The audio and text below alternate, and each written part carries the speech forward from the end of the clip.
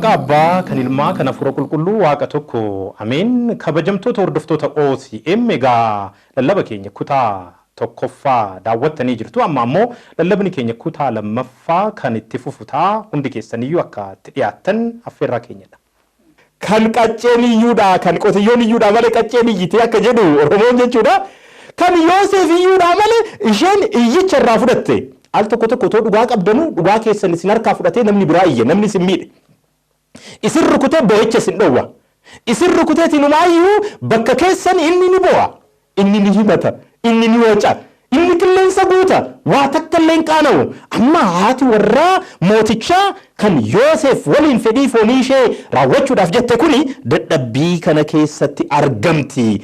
Inni dirqisiisee na gudeedhuudhaaf yaalee ani nan iyyee yoonan ani iyyuu huccuusaa ana biratti gatee baqate. Nama ajaa'ibsiisa. Namni dhugaa qabu akkanatti qorama. Inumaayyuu itti garagala dhimmicha jechuudha.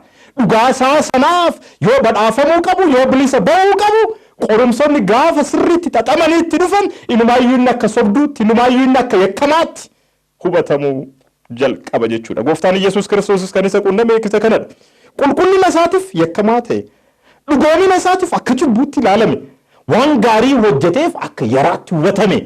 Egaa Yoosef akkaataa kanaan cubbuu kana keessaa bahuu isaatiin badhaasa miti kan inni argatee mana hidhaatti galuun dirqamatti ta'e maatii Waaqayyoo. Ammoo otoo niitii ni aarra, ni gungumna, maafanii dhamaa gaarummaa kiyyaaf jenna. Oggasuma badhaasni samiirraa sagalee qaqawwee wajjiniin akka gadi nuu barbaanna malee hidhaa kana hin fudhannu bu'aa bahii kana hin fudhannu teessoo mootummaarraa mana hidhaa seenuun hagam ulfaata masaraa mootummaa keessaa mana hidhaa seenuun hagam ulfaata baay'ee ulfaata. Yoosef garuu ni fudhatee jedha. Anga'oonni mootummaa teessoo mootummaa keessanirraa mana hidhaattis isin galchu dhugaadhaaf didaa. Abbootiin qabeenyaa fi maallaqa keessanirraa wanni miidhaa isinirraan ga'u yoo jiraatellee dhugaadhaaf didaa. Warri abbaa irree warri abbaa humnaa irree fi humna keessan gaafii keessa galchullee dhugaadhaaf didaa akka Yoosef didetti jechuudha. Mana hidhaa turee garuu immoo jedha kan baay'ee namatti tolu. Lakkoofsa 21 irratti Waaqayyo garuu Yoosef wajjin turee jedha. Waaqni barii teessoo mootummaatirra qofa gaafate eenyu miti bar kan wajjin hin jiru. Waaqayyo bar maallaqoota hedduu nutti tolee gammannee yemmuu itti lakkoofnutti qofa miti bar kan wajjin hin jiru. Waaqayyoon bar fooniin bashaqnee gammadnee yeroo jiraannutti qofaa miti bar kan waliin jiru. Yoo hidhamnu bar nu waliin hidhamaa. Yoo ari'atamnu bar nu waliin ari'atamaa. Yoo dhiphannu bar nu waliin jiraa. Waaqni bar mana hidhaa keessattis ni hojjeta. Karra mana hidhaa banuu danda'a. Waaqayyo bar bakka awwaalamnetti bar dhakaa awwaala keenyarraa ergamaasaa ergee konkolaachisee ka'umsa keenya kan labsuu danda'udha bar maatii Waaqayyo. Kanaaf Yoosef wajjiniin Waaqayyo garuu ni ture jedha. Waan qoramneef Waaqni waliin hin jiru jettanii yaadinaa. Waan dhibamneef waan dhiphanneef waan rakkanneef Waaqni waliin hin jiru jettanii yaadinaa. Waan bu'aa bahiin baay'ateef Waaqni waliin hin jiru jettanii abdiin kutinaa. Ni jira Waaqayyoon tajaajilaa amanamaan Waaqa waliinis hariiroo qabu akkaataa kanaan obsaan eegaa. Isa boodagaa seenaa Yoosef bu'uura hundumti keenya beeknuyyuu mana hidhaa keessaa akkamitti akka hiikame hubachuun ni danda'ama jechuudha. Egaa akka Yoosefitti hojjetaa amanamaa ta'uun ni barbaachisa. Yoosefin ala Museen fakkeenya hojjetaa yookaan tajaajilaa amanamaati jechuun ni danda'ama. Seenaa Musee hunda isaan kaasnu. Muraasa isaa Ibroota boqonnaa 11 lakkoofsa 24 irraa eegalee kan qulqulluun Phaawulos nutti hime ilaalla. Museen jedha yeroo guddatee amantiidhaan ilma intala Fara'oon jedhamee waamamuu didee jedha. Museen ni guddate. Gaafa guddatu ilma Fara'oon jedhamee waamamuudhaaf didee jedha. Nuyi gaafa guddannu maal dinna? cubbuu ni dinnaa. Ilma Diyaabiloos jedhamuudhaaf ni dinnaa. Nuyi gaafa maallaqaan guddannu dinagdeedhaan gahoomnu inumaayyuu cubbuudhaaf tole jenna moo cubbuu dinna? Nuyi gaafa aangoo argannu inumaayyuu kuusaa cubbuu tuullamoo tuulaa cubbuu tuullamoo cubbuudhaaf dinna. Beekumsaan gaafa gahoomnu digirii irratti digirii hubannoo irratti hubannoo gaafa daballu warra shira xaxan taanamoo beekumsa keenyaan xaxamaa kan rakkoo uumnu taanamoo ummata waaqayyootiif jennee ilma Fara'oon jedhamuudhaaf dinnaa. Kataa kanaan diduun ni barbaachisa. Akkuma Yoosef sagaagalummaa didetti namni kun ammoo Museen jechuudha ilma Fara'oon jedhamuudhaaf didee jedha. Akkanatti kutannoodhaan gaafa dinnu hojjetaa amanamaa jedhamuu dandeenya. Yeroo gabaabduudhaaf jedha. Cubbuu keessa jiraatee gammaduu irra saba waaqayyo wajjin rakkina jala jiraachuu foo'atee jedha. Ilaala. Yeroo muraasa gammachuudhaan jiraachuu ni danda'a. Masaraa Fara'oon keessatti ilma mootii jedhamuu danda'a. Maqaa fi aangoo guddaadhaan jiraachuu ni danda'a. Garuu Museen gammachuu achitti argatu mannaa maatii waaqayyo uummata waaqayyo waliin gammoojjii Siinaa keessatti mankararuu waan filateef ilma Fara'oon jedhamu didee jedha. Didaa ilma Fara'oon jedhamu. Dinnu ilma Diyaabiloos jedhamu. Hojii keenyaan yaada keenyaan sochii keenya hundaan ijoollee hafuura xuraa'aa jedhamu. Diduun bara keenyattis ni barbaachisa. Yeroo gabaabduudhaaf cubbuu keessa jiraatee gammaduu irra jedha. Ilaala. Mana Fara'oonitti yeroo gabaabduudhaaf cubbuu keessa gammadee jiraatu irraa saba waaqayyo wajjin rakkina jala jiraachuu foo'atee filatee maal jechuudha? Saba waaqayyo waliin odeemuu bar gammoojjii Qaadees keessa qaxxaamuruun dirqama bar. Saba waaqayyo waliin odeemuu bar garba Eertiraa qaxxaamuruun dirqama bar. Saba waaqayyo waliin yoo deemu bari Fara'oon wajjiniin wal waraanuun dirqamaa bar. Faradoo Fara'oon danda'uun hoomaa Fara'oon jalaa ba'uun bar dirqama. Ulfaataadha ija fooniitiin gaafa laaltan filannoon hafuurawaa. Filannoo waaqayyo waliin ta'uu ija hafuurawaatiin gaafa laaltan ulfaataadha. Garuu bu'aa qaba. Badhaasa qaba. Haga gooftichi dhufutti yoo obsitan badhaasa qaba. Haga inni murteessitu yoo obsine badhaasa qaba. Inumaayyuu inni bu'aan buufanne immoo bu'uuran duratti isiniif dubbiseen gara dukkanaatti waan darbatamuuf kanaan ala ta'uun dukkana wajjin ta'uudha. Yeroodhaaf nutti fakkaachuu danda'a malee yeroodhaaf waan ifti jiru waan gammachuun jiru nutti fakkaachuu danda'a malee miti. Gammachuu dhugaa, gammachuu amansiisaa, gammachuu qaxxaamuruu danda'u miti. Inni jedha baay'ee namatti tola akkaatanitti qulqullichi Phaawulos ibse. Ija isaa gatii isaa booddee irra waan kaa'ateef soorummaa Gibxii hundumaarra sababii Kiristoosiif arrabsoo baachuu badhaadhummaa isa caalu akka ta'etti hubatee jedha. Dhugaadha soorummaan Gibxii ni jira. Garuu Kiristoos waliin ari'atamanii badhaadhummaa argamu wayyaadha kan inni jechaa jiru. Amma addaddummaan isaa Kiristoos waliin badhaadhummaa argachuudhaaf ari'atamuun dirqamadha. Bu'aa bahiin dirqamadha. Dadhabuun dirqamadha. Garuu kana hunda keessa qaxxaamuree booda irratti ammoo gammachuu akka argatu waan hubateef ni didee jedha. Ija isaa maal irratti xiyyeeffate? Badhaadhummaa ari'atamanii gooftaa Iyyasuus Kiristoos waliin argatan irratti xiyyeeffatee ilaalee jira waan ta'eef jedha. Inni jedha amantiidhaan dheekkamsa mootichaa otoo hin sodaatin biyya Gibxii ba'ee jedha. Dhugaadha dheekkamsi mootichaa nama sodaachisa. Dhugaadha humnii fi aangoon mootichi qabu nama sodaachisa. Al tokko bar cubbuun dinnu bar duddubbee isaatii humna gurguddaa qabaa bar. Al tokko bar cubbuun dinnu bar duddubbee isaatii garee gurmaa'ee qabaachuu danda'a bar.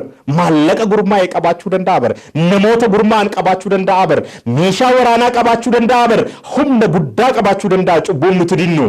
Isas ta'ee garuu ni dinna dirqama kiristaanummaa keessatti dhugaadhaaf hin ta'u jedhanii diduun dirqama akka ta'e Museen nu barsiisa. Inni amantiidhaan dheekkamsa mootichaa utuu hin sodaatin biyya Gibxii ba'e jedheet isa ijaan hin argamne akka waan arguttis yaada isaatti jabaatee jedha. Dhugaadhaan mul'atu mootummaan waaqayyoo hafuuraan yoo agarre malee mul'atu. Wanni addunyaa kanaa garuu ni mul'ata. Asumatti yoo doolofnu ni argina. Asumatti yoo daarru ni argina. Nyaanniif dhugaatiin akka barbaachisu ni hubanna. konkolaataan akka nu barbaachisu nu galuu danda'a. Manni akka nu barbaachisu nu galuu danda'a. Maallaqni aangoon akka barbaachisu akkuma salphaatti nu galuu danda'a. Dhimmi hafuuraa garuu akka barbaachisu akka salphaatti nuuf hin galu. Jireenyi bara baraa akka barbaachisu garuu akka salphaatti nuuf hin galu. Waaqayyo waliin jiraachuun gammachuu akka qabu akka salphaatti nuuf hin galu. Iji hafuuraa keenyaa saaqamuu qaba. Gooftaan Yesuus Kiristoos ija hafuuraa keenyaa nuuf haa saaqu. Dhugaa kana akka hubannu nu haa taasisu. Akkaataa kanaan gaa Museen amantiidhaanii ummata Israa'el biyya Gibxii jalaa bilisa akka baase hubachuun ni danda'ama. Dhumarratti fakkeenyi nuti ilaallu qulqullicha Daawitidha. Waa'ee Daawitis seenaa isaa guutuu otoo hin ta'in qabxii muraasa qofa filannee too kaasna. Kitaaba Saamu'eel tokkoffaa boqonnaa 17:34 irratti seenaa wayii argattu. Jechuun Daawit Gooliyaad waliin falmii keessa yommuu seenanitti mootiin bara sana Israa'el bulchaa ture Saa'ol hin dandeessu jedheen. Ati bar daa'imadha jedheen. Yeroo baay'ee rakkoon nuti qabnu namoota ni dandeessu jechuudha amannaa hin dandeessan jennee abdii guddisifachuu barbaada. Yookaan daa'imummaa isaa laallee, yookaan maallaqa isaa laallee, yookaan aangoo isaa laallee waan isaan qatu sana ka'umsa godhachuudhaan nama jijjiirama fiduu danda'u duubatti yommuu harkisnu ni mul'ata. Al tokko hooggansarra warri jiranis warra danda'an fuulduratti fiduudha amannaa warra waa takka iyyuu bu'aa hin finne kan akka Eeliyaab callisanii warra dhaabbatan dhaabbiin isaanii shimala funyaan isaanii migira garuu garaan isaanii qulqulluu ta'eetoo warra Gooliyaadin injifanne hiriiricha irratti akka hirmaatan yommuu taasisan ni jira. Hin dandeessaniin kun maatii keessattis nu quunnamuu danda'a. Iddoo hojii keenyatti nu quunnamuu danda'a. Iddoo qabsootti nu quunnamuu danda'a. Iddoo tajaajilaatti nu quunnamuu danda'a. Mana kiristaanaa keessattis nu quunnamuu danda'a. Hin dandeessaniin abdii nama kuchisiisuu akka hin qabne qulqullichi Daawit fakkeenya gaarii nuu ta'uu danda'a. Garbicha amanamaa ta'uun qaba jennee too gaafa carraaqnu hin dandeessa warri nuun jedhan jiru. Lakka namni hannan barbaadu yoo jennu maal fiddaadhaaf? Islaan namni hateetu maskuuna sooramee jira. Amma akkamitti hojjedhee dhuguma mana nan ijaara jettee yaadda? Namoonni jedhan bar ni jiraatu. Amma dhuguma hojjedhee yoo ta'ani konkolaataa akkasii nan oofa jettee ni yaadda? Hataniiti bar. Maal akkanumaan siin jechuu danda'a? Ay lakkanii natuu yoo jettuun aangoon akkamitti argama ree waan akkanaa kana keessa hin seenne warri jedhan jiraachuu ni danda'u. Hin dandeessu akkaataa kanaan aangoo kanarra turuu iyyuu hin dandeessu warri. Hinamne taanaan garee ni jaarrane taanaan akkas hin goone taanaan jedhaniitoo fedhii foonii akka raawwannu warri nu gorsan hedduudha. Akkuma Saa'ol hin dandeessu jedhe aangoo qabannee shira isaanii keessa hin seenne taanaan hin dandeessa warri nu jedhan jiru. Ni tajaajila jennee kutannee baanee shira isaanii waan hin xaxneef hin dandeessan warri nuun jedhan ni jiru. Qulqullinaan ni jiraanna jennee baanee lakki hin dandeessan dhugoomina kana hin danda'amu waan hin yaaddamne akkanumaanii kiristaanummaan hin danda'amu fooniif dhiiga isaas fudhachuun hin danda'amu gaabbiidhaan jiraachuunis hin danda'amu kutatanii gatii kanfalanii jiraachuun hin danda'amu jedhanii too warra abdii nama kuchisiisan jiru garbicha amanamaa tajaajila amanamaa nan ta'a jettanii too gaafa kutattan. Daawit garuu sagalee kana hin dhageenye. Saa'ol Gooliyaadiin waraanuun dandeessu yoo jedhuuni lakkii jedheen mootii laalaagaa seenaa isaatitti mataa akkana jedhee ani garbichi kee jedheeni hoolota abbaa kootii nan tiksan ture jedheen seenaa isaatitti mata nan tiksan ture hin dandeessa warri isin hin jedhan yoo jiraatan seenaa itti waaqayyoon isin gargaare itti hima seenaa itti waaqayyoon isin dandeesse itti hima. Akkuma dur waaqayyo na dandeessise ammas abdiin kiyya isadha na dandeessise jedhaatu abdii keenya qabatamaadhaan hojiidhaan dubbiidhaan qofa otoo hin ta'in jiraachuudhaan itti agarsiisuun ni barbaachisa. Qulqullichi Daawit seenaasaa isa tiksummaa sana isa hoolaa itti eegu sana akkana jedhee itti hime yeroo sanatti jedha. Yeroo hoolota eegaa ture leenci yookaan amaakeetti dhufee hoolota sana keessaa tokko yommuu qabatu ani jedha. Duukaa bu'ee isa rukutee afaan isaa keessaa nan buusan ture jedha. Leencas amaaketas akkasitti ajjeesee jira qulqullichi Daawit. Kanarraa maal hubanna? Hin dandeessan warri nun jedhan yoo jiraatan tarii waaqayyoon dibuusaa seenaa keenya keessatti warra hin beekne ta'uu danda'u. Waaqayyoon nu dandeessisuusaa seenaa keenya keessatti warra hin beekne ta'uu danda'u. Egaa Daawit keessattuu yommuu hoolaa eegutti amanamummaa inni qaburraa isammoo barachuu ni danda'ama. gammoojjitti eegaa jira. Bakka namni hin jirretti eegaa jira. Bakka abbaan isaa hin jirretti eegaa jira. Bakka homtuu hin jirretti eegaa jira. Hoolonni kun na jalaa nyaataman jedheetu bara harka duwwaa galuu ni danda'a. Leenca waliin bar wal'aansoo wal qabate. Mee ilaalaa ka. Namoonni tokko imaanaa itti kennitanii imaanaa itti kennameef sanaaf sababa guuruu jalqabu. Sababa xiqqoo argatan imaanichi kun sababa kanaan galma hin geenye jedhanii gabaasuudhaaf qophiidha. Hin dandeenye jechuudhaaf qophiidha. Daawit garuu akkas hin turre. Abbaan isaati san argu, obboleewwan isaati san arganii, akka obboleewwan isaattis immoo iddoo kabajamaadhaaf nama filatamee miti. Gooliyaadiin irree bar nama waraanuudhaaf filatamee miti. Bar inni bar galaa geessiif jedhamee bar yoo ergamu achitti argee bar. Daawit garuu waan abbaan harka isaaf hin rukunneef, waan obboleewwan isaa harka isaaf hin rukunneef, waan namoonni sana ajaa'ibsiifanneef jedhee amanamummaa waaqayyoodhaaf qabu dagachuu waan hin barbaanneef haga dhumaatti leenca wajjin wallaansoo wal qabatee hoolota isaa baraaraa ture. Tikseen hoolaa lallabaan wangeelaa, tikseen hoolaa lubni, tikseen hoolaa phaaphaasini hoolota isaa afaan leencaa jalaa akkamitti baraaraa jira jennee of gaafachuun barbaachisaadha. Hundi keenyayyuu bakka jirrutti aangoo tiksummaa qabna. Angafti maatii isaa keessatti obboleewwan isaa tiksuudhaaf dirqama qaba. Abbaan warraa haati warraa maatii ofii tiksuudhaaf dirqama qabu. Hoogganaan waajjira tokko hojii isaa fi hojjettoota isaa tiksuudhaaf dirqama qaba. Aangawoonni siyaasaa uummata tiksuudhaaf dirqama qabu. Maalidha ree? Hooggansi keenya maal fakkaata ree? Hoolonni keenya haga ammaa leencaan hin nyaatamne. Afaan leencaatii buusuudhaaf mee maal goone? Maal hojjenne? Moo callisneetu maal hin dandeenye? Leenci hoolota nyaate kaa maal gochuun danda'a jechaa jirra. Ibaayummaadhaan akka isa makliitiin tokkichi kennameefitu awwaalee sanaatti aangoo qabnuun otoo uummata keenya hin tajaajilini. Beekumsa qabnuun otoo uummata keenya hin tajaajilini. Hubannoo qabnuun otoo uummata keenya hin tajaajilini. Inumaayyuu uummanni keenya leenca hafuura xuraa'aatiin fakkeeffameen gaafa nyaatamu, hammeenyaan gaafa fudhatamu, wal ajjeesuudhaan, wal fixuudhaan gaafa cubbuu keessatti awwaalamu. Daawitiin kan fakkeeffame hoogganaan biyyaa maal hojjechaa jira? Daawitiin kan fakkeeffame lubni maal hojjechaa jira? Daawitiin kan fakkeeffame barsiisaan wangeelaa maal hojjechaa jira? Daawitiin kan fakkeeffame hoogganaan waajjiraa maal hojjechaa jira?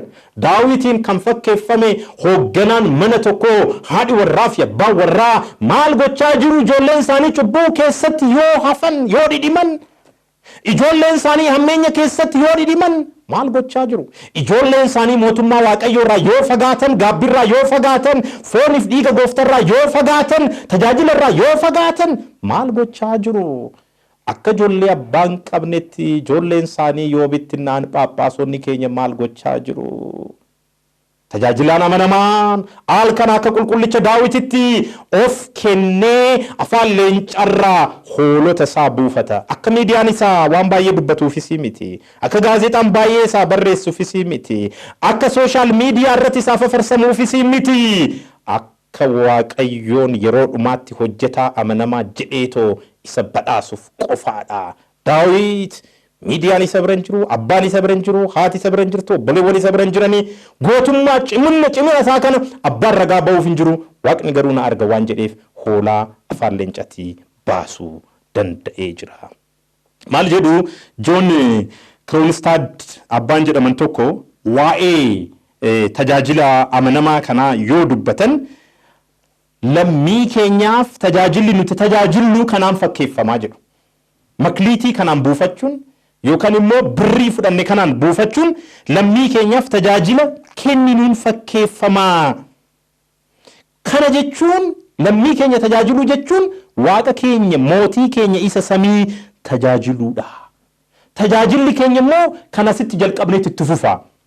Asitti mootummaa waaqayyoo addunyaa kanarratti tajaajiluudhaaf ni carraaqna yoo ta'e waaqayyoon waanii xiqqaa kanaan amanamtee jirtaa isa guddaattan si muuda jedheetu jireenya bara baraa keessatti isa galateeffachaa tajaajilaa akka jiraannu nu ga'umsaa jechuudha. Kanaaf akkaataa kanaan hojjetaa amanamaa jedhamnee Kiristoos waaqa keenyarraa haga badhaasa fudhannutti eeggachuu qabnaa jechuudha. Yoomidha inni tokkoffaa haga du'aatti amanamuudha jechuudha. lammeessuun ammoo warri otuma dachii kanarra jirru dhumni baraa nuuf ta'e immoo haga dhufiinsa isaatti amanamuu qabnaa jechuudha. Yommuu dhufiinsa isaa hunda keenyayyuu mirgaan akka nu dhaabuuf irra deddeebinee qorumsota kana keessa darbuudhaan gaabbiidhaan fooniif dhiiga isaa fudhachuudhaan jabaannee qabsaa'uu jabaannee carraaquu jabaannee qabsuuruu qabnaa jechuudha. Kan nu barsiise Waaqayyo keenyaaf galanni isaaf haa ta'u. Hojjetaa amanamaa jedhamnee mirga isaatiin dhaabbannee mootummaa Waaqayyo dhaaluudhaan Waaqayyoon keenya nu haa dhaqqabsiisu. Egaa amma immoo kabajamtoota hordoftoota qophii keenya gara walalootti isin ceesisnaa. Walaloo dhiyeessinuun wangeela ni lallabnaa. Aadaa fi amantii gidduu ammoo walitti dhufeenya jiru qabatamaadhaan kan agarsiifnu ta'a. Daawwannaa gaarii isiniif haa ta'u. Maqaa Abbaa, kan Ilmaa, kan Hafuura Qulqulluu Waaqa tokko. Ameen. Maqaa Waaqayyootiin maatiin Waaqayyoo bakka jirtanitti nageenyi Waaqayyoo isiniif haa ta'u. Egaa kuusaa walaloo kiyya gurraacha mul'ate jedhu irraan walaloo muraasa isiniif dubbisa. Durba haadha taate jedha kuni. Isheen durba bara durii kan ganama barii, durba bara haaraa kan gara fuulduraa hin qabdu jijjiirraa. Barnoonni ishees qarruu hin makatu booruu, dur dhalattuun koo kana malli tokkoo. Jijjiirraa walloltee tokkummaan qajeeltee durba warra buleeyyii duukaa bu'oota ogeeyyii. Mormituu warra yeeyyii, durba qamadii qulqulluu gaggabsaan ittiin galuu, durba nama hawwattuu moofoftee maaf jettuu, hidhaatanii hirristuu, haaromsa iyyaafattuu, jijjiirraa qiyyaafattuu, isheen silaa haaraa bara baraa, mataan ishee gooftaa haaromsaa labataa, warri oduu dharaa, warri garagaraa, durbeen bara baraa, hindeenye maa jettuu, maaliif maseensituu, durba qofan jenne kan dhalan arganne kan sanyiin baay'anne. Isheen bar haadhasi haadha warra garasii, harmee warra barasii, deessuu warra biyyasii, ayyoo warra gaafasii, haadha warra garanaa, harmee warra baranaa, deessuu warra biyyanaa, ayyoo warra gaafanaa, haadha bishaan goodaa warra walaabuun maddaa, harmee nabee fodaa, haadha bara gadaa, bara luboota hundaa. Isheen bar haadha nageenyaaf badhaadha, haadha kuusaa kennaa gurraacha bara sanaa, harmee dudhaaf sirnaa durdurii qaroominaa. Seerri ishee seera uumaa, amantii durga namaa kan baareentu booranaa kan ituuf hambaanaa, Abrahaam godaanaa. Ayyoo maccaatuu lamaa waaqni ishee waaqa uumaa waaqa uumamaa, haadha siikoo mandii mijeessituu daandii. Harmee siibboo fi goonaa baatuu fi boora'aanaa, ayyoo raayyaa seeboo urgooftuu akka abaaboo, haadha yoo taatu durboo qarree yoo taatu ayyoo, misirroo Waaqayyoo. Galanni Waaqayyoodhaaf haa ta'u. Egaa kabajamtoota hordoftoota qophii keenya lallabni keenya kutaan tokkoffaan kanumarratti xumurameera. Walaloo isiniif dhiyeessineenis akka barattan abdiin keenya guddaadha. Egaa haga ammaatti qophii kana qopheessee kan isiniif dhiyeessaa ture ana Haile Mikael Taaddasaa Kafaniiti. Akkasumas qophii kana waraabuudhaan kan nu gargaaraa ture ogeessi kaameeraa nu tajaajile jechuudha. Obboleessa keenya Kabbee Hirkootii akkuma walii galaatti ammoo iddoo itti sagantaan keenya waraabamu nu mijeessuudhaan ogeessas nu mijeessuudhaan meeshaalee waraabbiidhaaf nu barbaachisanis nu dhiyeessuudhaan kan nu tajaajile Universal Marketing dha. Universal Marketing hojiiwwan waraabbii adda addaa kan hojjechaa jiru yoo ta'u asuma magaalaa Sabbataatti argama. Dhuftanii itti tajaajilamuun gahee keessanidha jenna. Ulfaadhaa galatooma.